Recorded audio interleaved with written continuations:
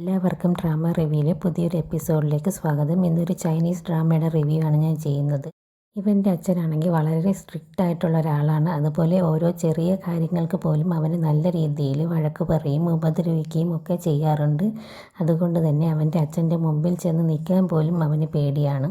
ഒരു കാര്യം പോലും അവന് തിരിച്ചെതിർത്ത് പറയാനോ, അവന് ഇഷ്ടമില്ലാത്തൊരു കാര്യമാണെങ്കിൽ പോലും അത് ചെയ്യില്ല എന്ന് പറയാനോ അവന് കഴിയില്ല. അവൻ്റെ അച്ഛൻ എന്ത് പറഞ്ഞാലും അവൻ അതുപോലെ അനുസരിക്കാറാണ് പതിവ്. അങ്ങനെ അത്രയ്ക്കും പേടിയാണ് അവൻ്റെ അച്ഛനെ. അവൻ്റെ അച്ഛൻ അവൻ്റെ മുമ്പിൽ വന്ന് ഒരു കാര്യം സംസാരിക്കുമ്പോൾ അവന് വളരെയധികം പാനിക്കാവുകയും പെട്ടെന്നൊരു പാനിക് അറ്റാക്ക് അവനുണ്ടാവുകയും ചെയ്യുന്നുണ്ട്. അപ്പോൾ തന്നെ അവൻ ആ ടാബ്ലറ്റ് എടുത്ത് കഴിക്കുകയാണ്. അതിനുശേഷമാണ് അവൻ്റെ ബ്രീത്തിങ് ഒക്കെ ഒന്ന് കൺട്രോൾ ആവുന്നതും നോർമൽ ആവുന്നതും. അവന് ഒട്ടും ശ്വാസം എടുക്കാൻ പറ്റാത്ത ഒരവസ്ഥയായിരുന്നു. പക്ഷേ അവൻ്റെ അച്ഛൻ്റെ മുമ്പിൽ വെച്ച് അത് പുറത്ത് കാണിക്കാൻ പോലും അവന് പേടിയായിരുന്നു.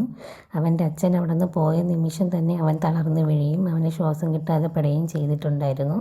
വളരെ റിച്ച് ആയിട്ടുള്ളൊരു ഫാമിലിയാണ് അവരത്. പക്ഷേ അവൻ ആ ഒരു ഫാമിലിയിലും ഹാപ്പിനെസ് അനുഭവിക്കുന്നില്ല.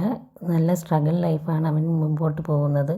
പക്ഷേ മറ്റുള്ളവരുടെ മുമ്പിൽ അവനൊരു ജോളി ലൈഫ് എൻജോയ് ചെയ്യുന്നത് പോലെ കാണിക്കുന്നുണ്ടെങ്കിലും അവൻ എത്രത്തോളം വിഷമം അനുഭവിക്കുന്നുണ്ട് എന്നുള്ളത് നമുക്ക് ഈ ഒരു സീനിൽ അവൻ്റെ പാനിക് അറ്റാക്ക് എക്സ്പീരിയൻസ് ചെയ്യുമ്പോൾ നമുക്ക് മനസ്സിലാവും.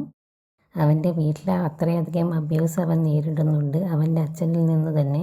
അവൻ്റെ അച്ഛൻ പറയുന്ന കാര്യങ്ങൾ മാത്രമേ അവന് ചെയ്യാൻ പറ്റുള്ളൂ. സ്വന്തമായിട്ട് അവനൊന്നും ചെയ്യാൻ കഴിയില്ല.